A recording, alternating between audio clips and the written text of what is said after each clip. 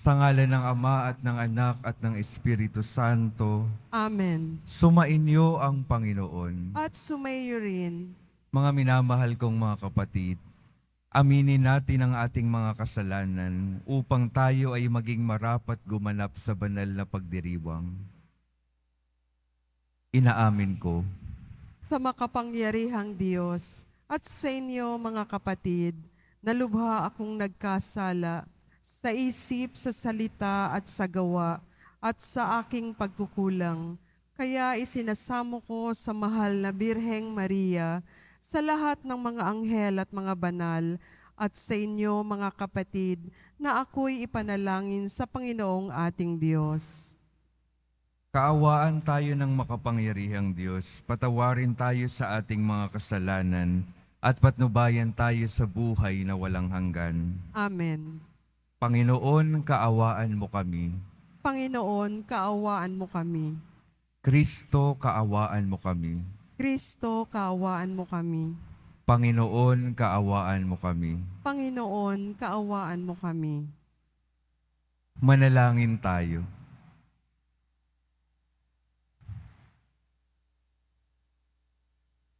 Ama naming makapangyarihan, silayan mo ang kalooban naming pinababanal ng kusa naming pagpapakasakit para sa pagbabagong buhay. Paunlakan mong pakinggan ang aming mga kahilingan, pakundangan sa pagbubunsod mong ikaw ay aming paglingkuran. Sa pamamagitan ni Hesukristo, kasama ng Espiritu Santo, magpasawalang hanggan. Amen. Magsiupo muna po ang lahat. Pagbasa mula sa aklat ni Propeta Daniel.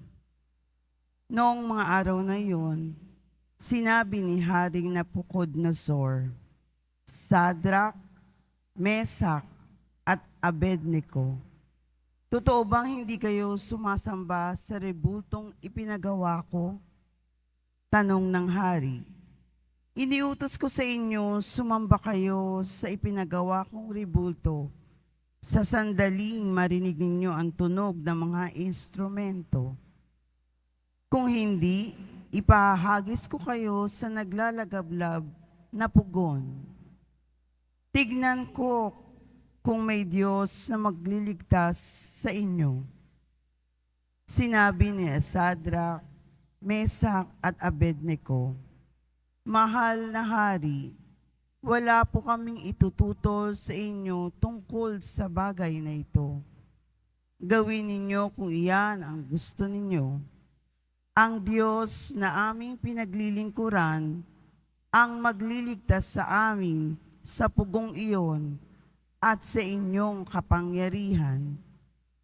At kung hindi man niya gawin ito, hindi pa rin kami sasamba sa rebultong ipinagawa ninyo.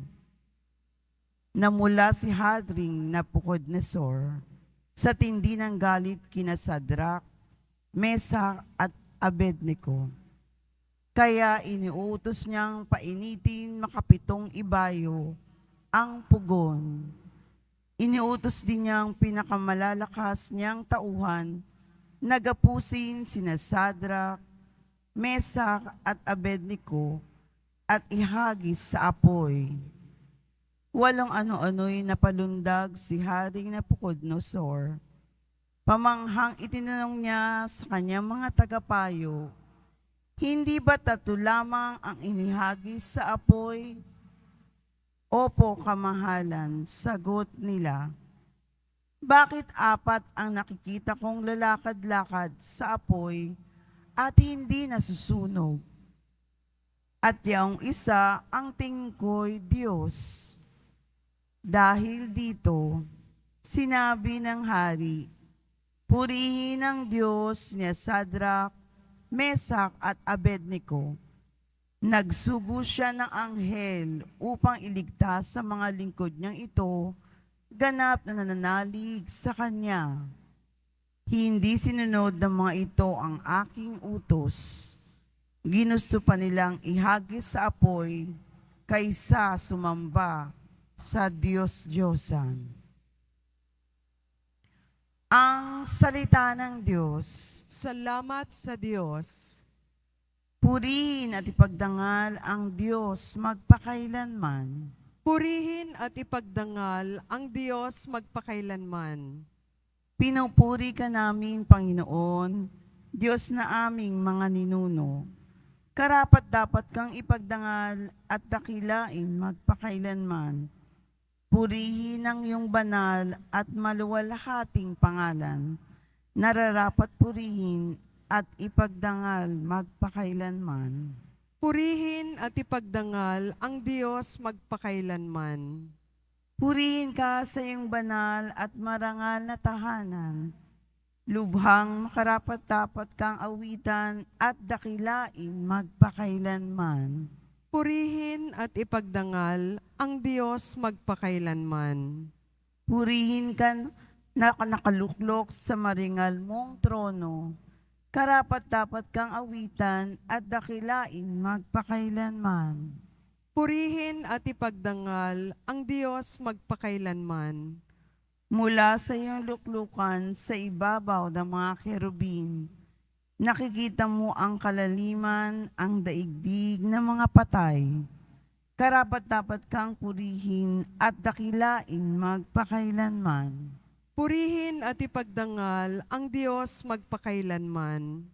Purihin ka sa buong sangkalangitan, karapat-dapat kang awitan at dakilain magpakailanman. Purihin at ipagdangal ang Diyos magpakailanman. Magsitayo po ang lahat.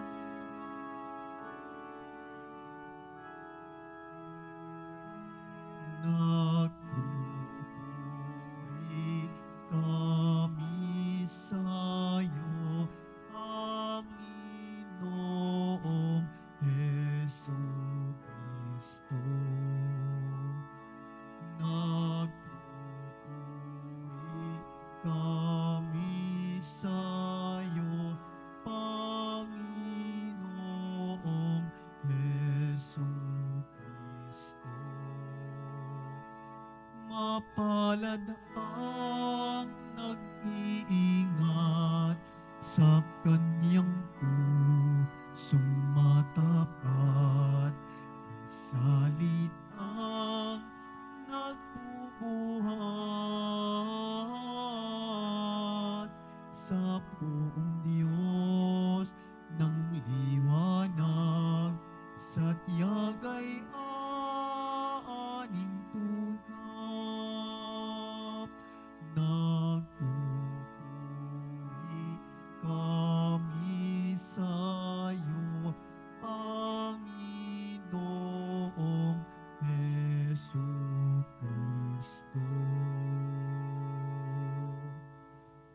Sumainyo ang Panginoon. At sumayo rin. Ang mabuting balita ng Panginoon ayon kay San Juan. Papuri sa iyo, Panginoon. Noong panahong iyon, sinabi ni Jesus sa mga Hudyong naniniwala sa Kanya, "Kung patuloy kayong susunod sa aking aral, tunay ngang kayo'y mga alagad ko. Makikilala ninyo ang katotohanan, at ang katotohanan ang magpapalaya sa inyo. Lahi kami ni Abraham," tugon nila, "at kailan may di kami naalipin ninuman. Paano mo masasabing palalayain kami?" Sumagot si Jesus, "Tandaan ninyo, alipin ng kasalanan ang lahat ng nagkakasala. Ang alipin ay hindi kabilang sa sambahayan sa habang panahon. Subalit ang anak ay kabilang magpakailanman. Kapag kayo'y pinalaya ng anak, tunay nga kayong malaya. Nalalaman kong lahi kayo ni Abraham, gayon may pinagsisikapan ninyo akong patayin, sapagkat walang pitak sa inyong puso ang aral ko. Sinasabi ko ang aking nakita sa aking ama. Ginagawa naman ninyo ang inyong narinig sa inyong ama." Sumagot sila, "Si Abraham ang aming ama. Kung kayo'y mga anak ni Abraham, tutularan ninyo ang kanyang ginawa," ani Jesus. "Ngunit pinagsisikapan ninyo akong patayin. Gayong sinasabi ko lamang ang katotohanang narinig ko sa Diyos. Hindi ganyan ang ginawa ni Abraham. Ang ginagawa ninyo'y tulad ng ginawa ng inyong ama. Hindi kami mga anak sa labas, tugon nila. Ang Diyos ang aming ama. Sinabi ni Jesus, kung talagang ang Diyos ang inyong ama, iibigin ninyo ako, sapagkat nagmula ako sa Diyos. Hindi ako naparito sa ganang sarili ko lamang, kundi sinugo niya ako. Ang mabuting balita ng Panginoon. Pinupuri ka namin, Panginoong Hesukristo. Magsiupo muna ang lahat. Magandang umaga po mga minamahal kong mga kapatid na naririto at kasama natin online. Good morning po. Pakingitian naman po yung mga katabi pakisabi, magandang umaga.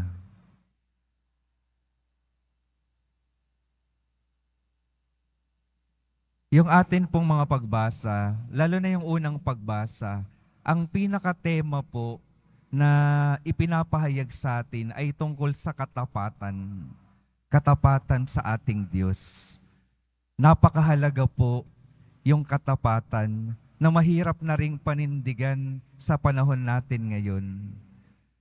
Bakit ko po sinasabing tungkol sa katapatan yung ating mga pagbasa, lalo na yung unang pagbasa?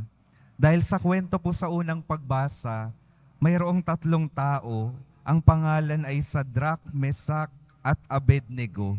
At sila'y pinapasamba ng hari sa mga Diyos-Diyosan sa rebultong gawa nila.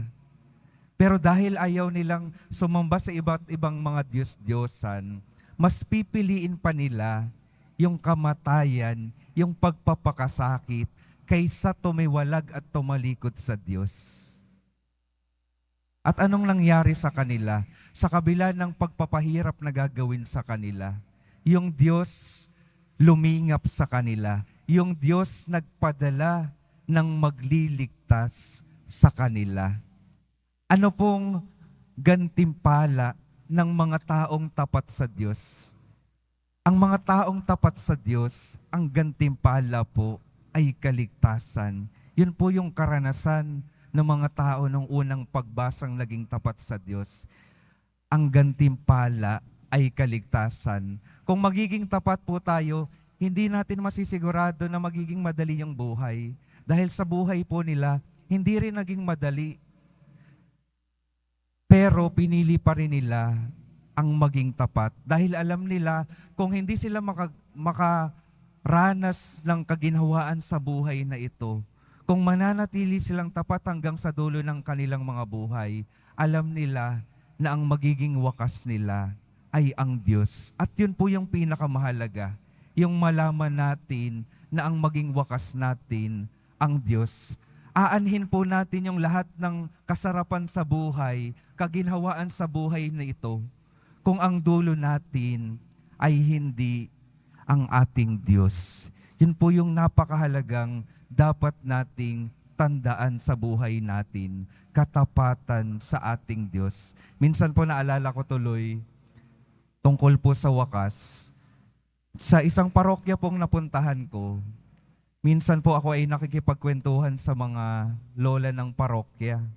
At alam niyo po yung tanong nila sa akin ng isang beses. Ang tanong po nila sa akin, brother, hindi pa po ako pari nun, brother, ano po ba yung pinakamagandang klase ng kamatayan? Natakot ako. Gusto niyo na po ba? Pero hindi ko po sinabi sa kanila. At ang nakakagulat pa, binigyan pa po ako ng pagpipilian. Yung tahimik lamang daw bang kamatayan, payapa, yung habang natutulog. Kaya naman ikalawa, yung magkakasakit pa daw para may panahon pa para makapagsisi. O yung option 3, yung maaksidente, biglaan, patay na agad, wala nang iba pang paghihirap. Option 1, option 2, option 3. Ano pong pipiliin ninyo? Option 1. Sa akin din naman po, option 1 din yung pipiliin ko.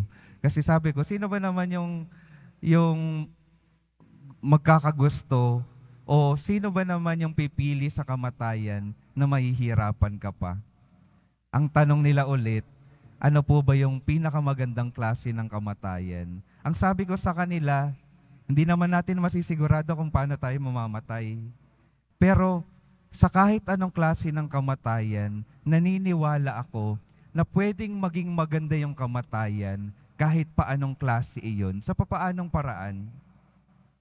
Sa paraan ng ating pamumuhay sa ngayon pa lamang. Kung sa buhay natin sa ngayon pa lamang, tayo ay magiging tapat sa Diyos, magkakaroon tayo ng magandang wakas. Kung sa buhay pa lamang natin ngayon, pipiliin natin ang kabutihan, ang magiging wakas natin ay sa Diyos, magandang kamatayan pa rin. Kung pipiliin nating tularan yung ating Panginoon sa lahat ng bagay, lalo na sa pagmamahal at pagpapatawad, ang magiging wakas natin ay walang iba kundi ang mahal na poong Jesus Nazareno. Kaya mga minamahal kong mga kapatid, magkakaroon ng magandang wakas yung ating mga buhay kung ngayon pa lamang pinagsusumikapan na natin na maging maganda yung ating mga buhay dahil tayo ay sumusunod at nakikinig sa ating Panginoon. Ito po yung pagsumikapan natin. Ito yung paghandaan natin. Dahil uulitin ko po, aanhin natin ang lahat ng kaginhawaan at kasarapan, kaligayahan sa buhay natin dito kung hindi natin magiging wakas ang Diyos. Kaya mga minamahal kong mga kapatid, sa misang ito, sa panahon ngayon at sa araw natin ngayon, ang mahalagang grasya na ating hilingin sa ating Poong Jesus Nazareno. Poong Jesus Nazareno, patatagin mo po ang aming pananampalataya. Tulungan mo kaming patuloy na maging tapat sa iyo sa kabila ng maraming pagsubok at pag-uusik sa aming mga buhay. Poong Jesus Nazareno, patuloy mo kaming samahan at itaguyod upang mapili ka namin sa araw-araw at ang maging wakas namin ay ikaw. Amen. Magsitayo na po ang lahat.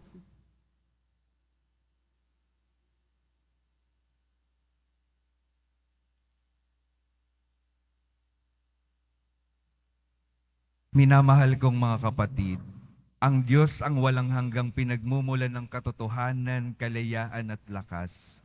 Hilingin natin sa Diyos na loobin niyang matamo natin at ng lahat ng tao ang kaganapang ninanais niya para sa atin. Sa bawat panalangin ng ating sasabihin, Ama, gawin mo kaming ganap. Ama, gawin mo kaming ganap. Ang lahat na naghahanap sa katotohanan, naway maging bukas at malayang isip sa mensahe ni Jesus at ng kanyang simbahan. Manalangin tayo. Ama, gawin mo kaming ganap. Ang ating mga taimtim na gawain ngayong Kwaresma, naway makatulong upang palayain tayo sa pagkaalipin ng labis na pagpapahalaga sa sarili. Manalangin tayo. Ama, gawin mo kaming ganap. Ang ating pagkaabala sa materialismo na umiiral sa ating panahon, naway hindi makahadlang sa ating paghahanap sa buhay na walang hanggan. Manalangin tayo. Ama, gawin mo kaming ganap. Ang mga may sakit, mga dukha, mga bilanggo, mga walang kaalaman, at lahat na nagdurusa, naway makatagpo ng paglaya mula sa mga pasanila sa buhay. Manalangin tayo. Ama, gawin mo kaming ganap. Butihing Ama, namatay ang iyong anak upang makilala ng mga tao ang katotohanan at mamuhay ng naaayon dito. Hinihiling namin ito sa pamamagitan ni Kristo na aming Panginoon. Amen. Magsiyo po muna ang lahat.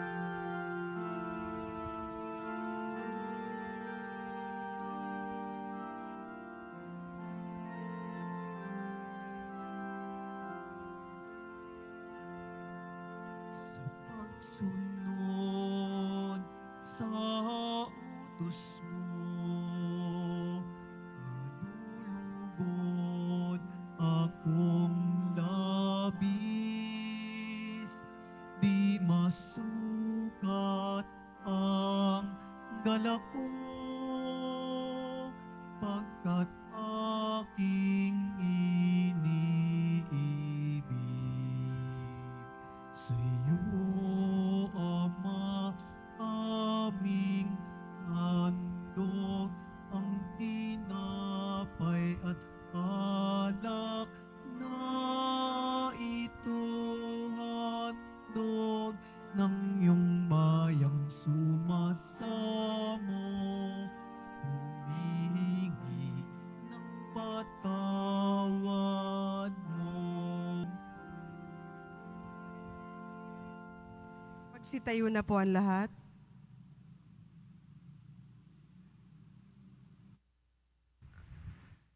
Manalangin kayo mga kapatid upang ang paghahain natin ay kalugdan ng Diyos Amang makapangyarihan. Tanggapin nawa ng Panginoon itong paghahain sa iyong mga kamay, sa kapurihan niya at karangalan, sa ating kapakinabangan at sa buong sambayanan niyang banal. Ama naming lumikha, maitalaga nawa namin sa iyo ang gagawing paghahain ng iyong ibinigay upang aming maialay din. Sa layunin aming sambahin ang ngalan mo, upang ang kagalingan namin ay makamtan mula sa iyo. Sa pamamagitan ni Hesu Kristo, kasama ng Espiritu Santo, magpasawalang hanggan. Amen. Sumainyo ang Panginoon. At sumayo rin, Itaas sa Diyos ang inyong puso at diwa. itinaas na namin sa Panginoon. Pasalamatan natin ang Panginoong ating Diyos. Marapat na siya ay pasalamatan. Ama naming makapangyarihan, tunay ngang marapat na ikaw ay aming pasalamatan sa pamamagitan ni Hesu Kristo na aming Panginoon. Sa pagpapakasakit ng giliw mong anak, ang sangkatauhay minarapat mong magpahayag ng iyong dakilang pag-ibig sa lahat. Sa pawang nais mong tubusin ang Mesiyas, sa harap ng iyong kadakilaan, kapos ang dila naming magsaysay, sa pag-ibig na makapangyarihan, sa krus ay itinanghal. Sa krus ipinasyang patawarin ang mga tao. Sa krus nagtagumpay ang ipinangakong Kristo. Kaya kaisa ng mga anghel na nagsisiawit ng papuri sa iyo, nang walang humpay sa kalangitan, kami nagbubunyi sa iyong kadakilaan. Santo, Santo, Santo, Panginoong Diyos ng mga hukbo, napupuno ang langit at lupa ng kadakilaan mo, o sana sa kaitaasan. Pinagpala ang naparirito sa ngalan ng Panginoon, o sana sa kaitaasan. Magsiluhod po ang lahat. Ama naming banal, ikaw ang bukal ng tanang kabanalan. Kaya't sa pamamagitan ng iyong Espiritu, gawin mong banal ang kaloob na ito, upang para sa amin maging katawan at dugo ng aming Panginoong Hesu Kristo. Bago niya pinagtiis ang kusang loob na maging handog, hinawakan niya ang tinapay, pinasalamatan kanya, pinaghati-hati niya iyon, iniabot sa kanyang mga alagad at sinabi, "Tanggapin ninyong lahat ito at kanin. Ito ang aking katawan na ihahandog para sa inyo."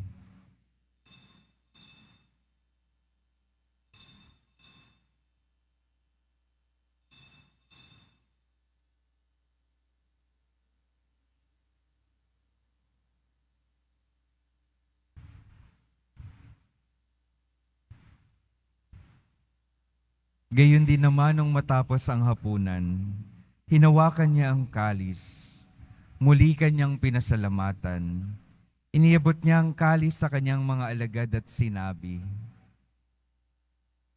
"Tanggapin ninyong lahat ito at inumin. Ito ang kalis ng aking dugo, ng bago at walang hanggang tipan. Ang aking dugo na ibubuhos para sa inyo at para sa lahat, sa ikapagpapatawad ng mga kasalanan. Gawin ninyo ito sa pag-alala sa akin."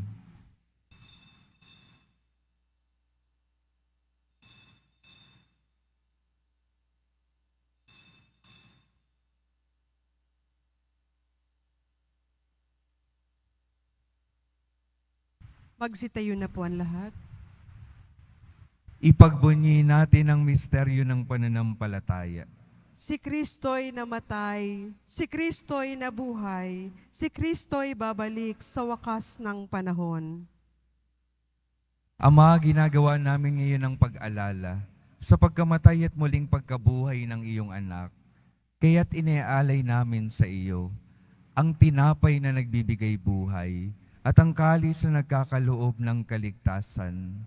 Kami nagpapasalamat dahil kami iyong minarapat na tumayo sa harap mo para maglingkod sa iyo. Isinasamo namin kaming magsasalo-salo sa katawan at dugo ni Kristo ay mabuklod sa pagkakaisa sa pamamagitan ng Espiritu Santo. Ama, lingapin mo ang iyong simbahang laganap sa buong daigdig. Puspusin mo kami sa pag-ibig kay San Francisco na aming Papa at ni Jose na aming Obispo at ng Tanang Kaparian. Alalahanin mo rin ang mga kapatid naming nahimlay nang may pag-asang sila'y muling mabubuhay, gayon din ang lahat ng mga pumanaw. Kawan mo sila at patuloyin sa iyong kaliwanagan. Kawaan mo at pagindapating kaming lahat na makasalo sa iyong buhay na walang wakas.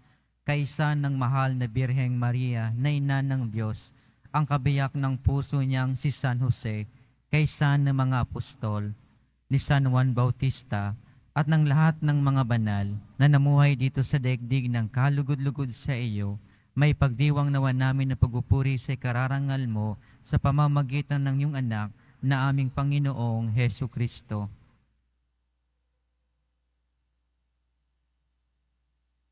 Sa pamamagitan ni Kristo, kasama niya at sa Kanya, ang lahat ng parangal at papuri ay sa iyo, Diyos Amang makapangyarihan, kasama ng Espiritu Santo, magpasawalang hanggan. Amen. Sa tagubili ng mga nakagagaling na utos at sa turo ni Jesus na Panginoon natin at Diyos, ipahayag natin ng lakas loob. Ama namin, sumasalangit ka. Sambahin ang ngalan mo, mapasa amin ang kaharian mo, sundin ang loob mo dito sa lupa para ng sa langit. Bigyan mo kami ngayon ng aming kakanin sa araw-araw at patawarin mo kami sa aming mga sala para ng pagpapatawad namin sa nagkakasala sa amin. At huwag mo kaming ipahintulot sa tukso at iadya mo kami sa lahat ng masama.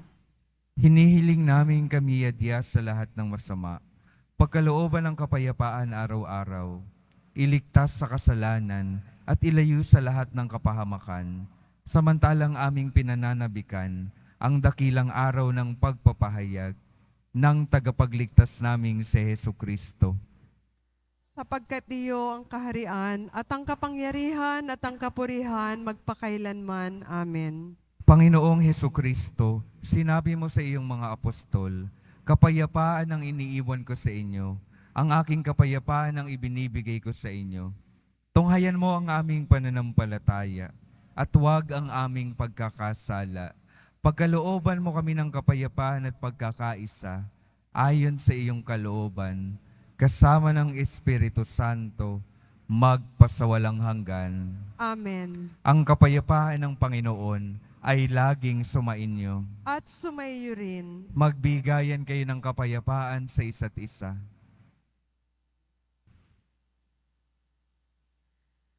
Kordero ng Diyos na nag-aalis ng mga kasalanan ng sanlibutan, maawa ka sa amin. Kordero ng Diyos na nag-aalis ng mga kasalanan ng sanlibutan, maawa ka sa amin. Kordero ng Diyos na nag-aalis ng mga kasalanan ng sanlibutan, ipagkaloob mo sa amin ang kapayapaan. Magsiluhod po ang lahat.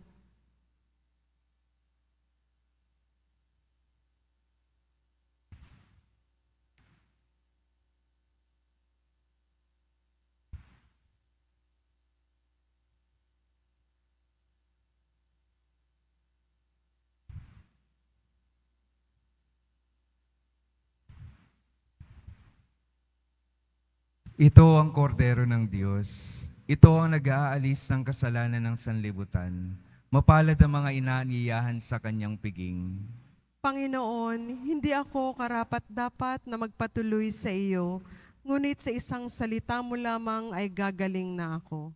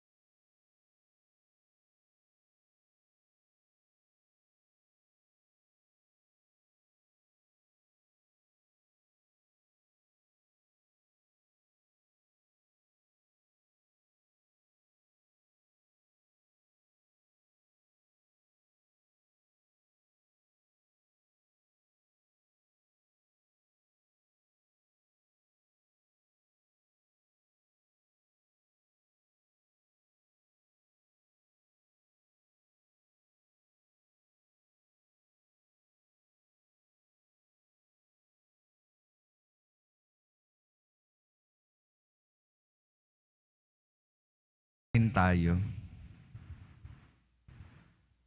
Ama naming mapagmahal, sa pakikinabang namin kami iyong binibigyan ng kagalingan dulot ng aming pinagsaluhan. Ito naway umampat sa masasama naming hilig upang lalong tumibay ang kalooban mo sa aming pagkatik sa pamamagitan ni Hesu Kristo kasama ng Espiritu Santo magpasawalang hanggan. Amen. Mga minamahal kong mga kapatid, meron po tayong mga bisita sa araw pong ito. Si Father Argol at si Father Joey ng San Isidro sa Antipolo po. San Isidro Parish sa Antipolo. Palakpakan po natin sila. Ngayon po ay dadalaw ang Nazareno sa kanilang parokya at mamaya po ako ay magmimisa din sa kanila. Kaya napakinggan nyo na po yung homily ko. Pwede pa rin kayong magsimba. Si Father Joey po ay kuya ko pa po sa seminaryo at masaya po akong naging kasama siya sa pagmimisa sa ngayon. At mga minamahal kong mga kapatid, yung patuloy pong paalala sa atin sa araw na ito, maging tapat tayo sa ating Panginoon. Ano man yung mga maging karanasan natin sa buhay natin dito. Dahil kung tayo ay mananatiling tapat sa Kanya, siya ay mananatiling tapat sa atin at ang ating magiging wakas ay ang ating Panginoon magpasawalang hanggan. Amen. Sumainyo ang Panginoon. At sumayo rin, Mahal na poong Jesus Nazareno, inihayag mo sa pamamagitan ng krus ang walang maliw na pag-ibig ng Diyos sa sangkatauhan. Pakinggan mo ang kahilingan ng iyong angkan na nagsusumamo sa iyo.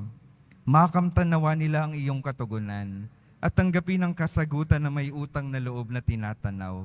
Basbasan din po ninyo ang mga daladala nilang mga imahen at dasalan sa pamamagitan ng bendisyon na ito, naway maaalala nila ang mga pangako nila noon sa binyag, na ikaw ang kanilang iibigin at paglilingkuran bilang Panginoon, magpasawalang hanggan. Amen. At pagpalain kayo ng makapangyarihang Diyos, Ama, Anak at Espiritu Santo. Amen. Humayo kayong mapayapa, taglay ang pag-ibig ng poong Jesus Nazareno. Salamat sa Diyos.